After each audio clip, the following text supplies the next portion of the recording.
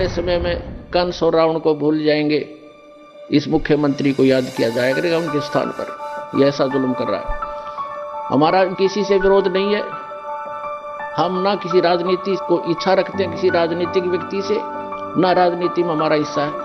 सतलोक आश्रम क्रोथा जो हमारा नहीं दे रहे, इनके साथ ऐसे बनेगी। एक व्यक्ति था, उसने कोई गलती कर दी तो पंचायत हुई, उसने फैसला कर दिया भाई 100 रुपये जुर्माना कर दे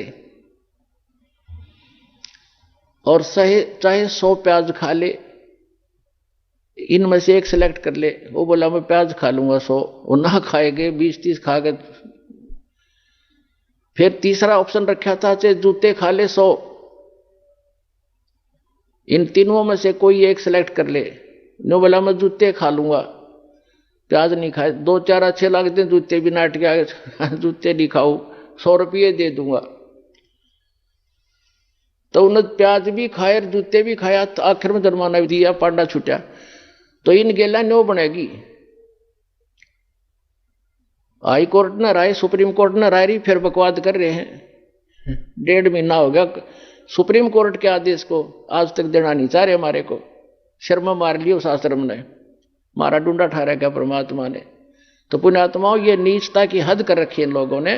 प्रशासन भी यहां तक खड़ा उनके साथ ही जुटा हुआ है। कोई बात नहीं, समय आने दो, दुनिया उनको बैड अकाउंट में लेगी।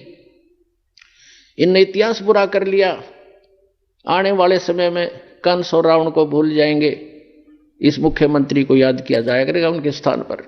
यह ऐसा जुल्म कर रहा है। हमारा किसी से विरोध नहीं है, हम ना किसी राजनीति को इच्छा रखते हैं किसी राजनीतिक व्यक्ति से, ना राजनीति में हमारा हिस्सा है।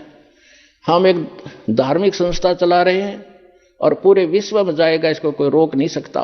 जैसे इस मार्ग का कोई विरोध करेगा, भगवान का मार्ग है ये, इसमें कोई बाधक बनेगा वो अंधा गधा होगा। अंधा गधा, जैसे एक समय एक अंधा गधा रेल की पटरी पर खड़ा हो गया और उसने देखा भाई गड़ गड़ गड़ होता आ रहा है, कोई तुझे डिस्टर्ब करने आ रहा है।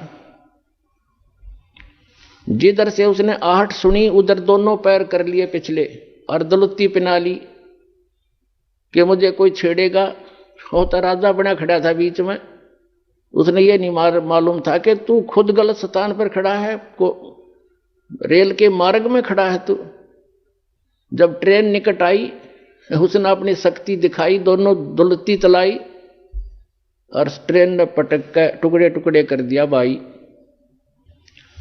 तो पुण्यात्माओं, इस परमात्मा कबीर जी के मार्ग में ये अंधे गधे हैं जो बाधक बन रहे हैं।